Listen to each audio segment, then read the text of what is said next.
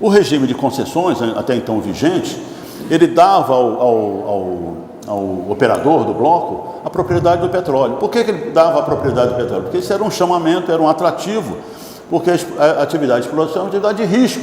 Cada 10 poços, o cara descobre um, né? Então, você, para chamar o investidor, cada poço custa 50, 60 milhões de dólares, quando não 100 milhões de dólares. Qualquer poço no mar, né? A gente tinha que, o sistema de concessão transferia a propriedade do petróleo ao cara que achasse, ou a empresa ou o consórcio que achasse. Quando a gente viu que não tinha mais risco no pré-sal, esse argumento para manutenção do regime de concessão caiu. A racionalidade do regime de concessão caiu, não havia mais risco, então não havia mais necessidade de você remunerar o investidor, o risco do investidor com a propriedade do petróleo. O governo do presidente Lula foi extremamente receptivo a isso, entendeu logo, vislumbrou a grande oportunidade estratégica brasileira e mandou para o Congresso após um ano de discussão. Isso é importante, porque depois a gente vai comentar esse projeto do senador Serra. Um ano de debates com a sociedade brasileira, democraticamente, chamando gente que era contra, né, muita gente contra. Eu participei de diversas reuniões coordenadas pelo atual presidente da República, né, e montou o marco regulatório, a proposta de marco regulatório, e foi para o Congresso, e definindo a partilha de produção em que a propriedade do petróleo pertence à União, com uma participação direta do governo através da Petróleo e Pré-Sal nos consórcios, e com uma novidade, isso é uma novidade, né? A Petrobras como operadora única. Então já vou entrar nesse tema logo para a gente discutir isso. Por que a Petrobras é operadora única? Operadora única com no mínimo 30% dos blocos. Por que isso? Porque é no fazendo que a gente aprende. Isso nós aprendemos na Bacia de Campos. A gente não desenvolve, aliás, muita gente faz confusão nisso. O desenvolvimento tecnológico não se dá na universidade. O desenvolvimento tecnológico se dá na frente operacional, no chão de fábrica, com a universidade lá, e não ao contrário. O desenvolvimento tecnológico não é na mesa, no laboratório da universidade que acontece. O desenvolvimento tecnológico, tecnologia, conjunto de conhecimentos científicos e empíricos, destinado à produção de bens, serviços, uma porção de coisas, né? Então você tem que levar a universidade à frente operacional, porque é na frente operacional que estão os problemas. Isso é o segredo japonês, chama-se Kaizen. O japonês pegou a universidade e botou nas fábricas. Cada problema que o fabricante, o operador, o trabalhador da frente operacional identificava, tinha um doutor ao lado dele.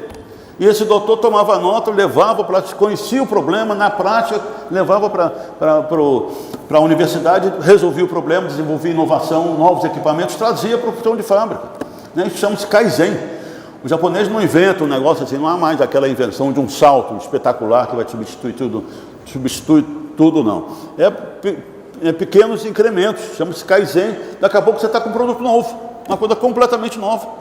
A junção daqueles pequenos avanços, isso é uma lei básica. Então, a Petrobras, o cara e a empresa que está fazendo as coisas, esse cara que desenvolve tecnologia, que desenvolve novos conhecimentos. O pré-sal é uma rocha desconhecida, os geólogos não conheciam a rocha, ninguém no mundo, a geologia mundial não conhecia a rocha, muito pouco.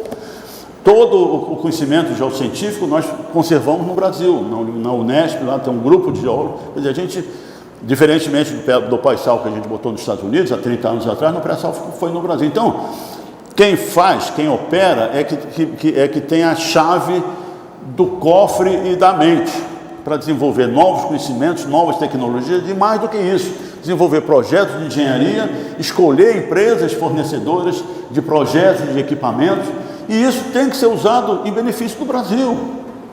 Se nós colocarmos a operação na mão de uma empresa privada, uma empresa que não tem empresa privada brasileira que possa assumir esse papel, de uma empresa estrangeira, nós vamos transferir para a mão de empresas estrangeiras todo esse poder de decisão, ainda que tenha no consórcio a presença da Petróleo e Pré-Sal, né?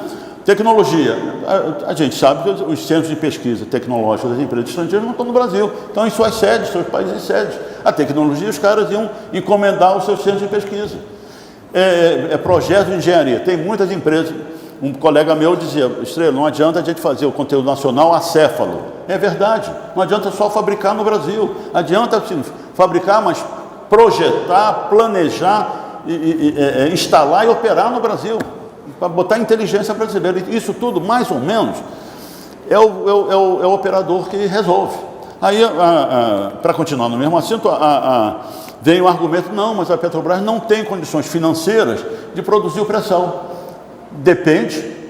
Pré-sal é uma questão de desenvolvimento, é energia, base de desenvolvimento industrial em qualquer país, e é uma questão de Estado, tem que ser tratada estrategicamente a longo prazo. A gente não pode querer que o pré-sal produza e se esgote em 20 anos, que não é necessário. Pelo nosso consumo, a projeção de nosso consumo, o pré-sal tem que durar o século XXI inteiro e não ser produzido em 20 anos. Claro que para produzir em 20 anos a Petrobras não tem capacidade, né? Nenhuma empresa sozinha no mundo tem capacidade. Mas por que nós vamos produzir tudo em 20 anos? Isso é uma riqueza estratégica nacional que tem que ser produzida ao longo do século XXI, programadamente, de um plano estratégico nacional para nos suprir de energia ao longo do século XXI inteiro, né? Então, quando você tira da Petrobras, e também não é acusar o governo brasileiro de xenofobia, não, a Petrobras é operadora única com o mínimo 30%, em Libra a empresa tem 40%, 60% de empresa estrangeira, então ninguém está sendo isolacionista, não querendo que o estrangeiro participe. Agora, é na operação que a gente aprende, é na operação que a gente fomenta o desenvolvimento nacional.